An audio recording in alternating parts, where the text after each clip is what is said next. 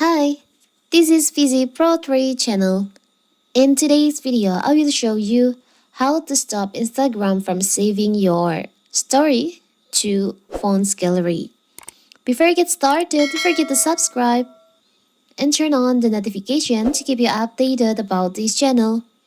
So, let's go. Instagram has become one of the most used social media platforms today with over 2 billion monthly active users. The app makes it very convenient to capture and share photos and video from your daily life. However, one thing that many users find annoying is that Instagram automatically saves your story on your phone's gallery. How to stop it? It's so simple. So first of all, of course, we have to open our Instagram.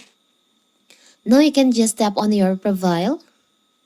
Tap on the upper right corner, the three lines over here. You can scroll down and you'll find there is an option, archiving and downloading. You can just tap on that. And you can see there is an option, save story to gallery.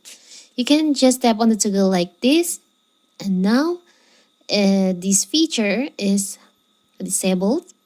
So when you create story to your on your Instagram, Instagram will not save the photo or video to your phone's gallery.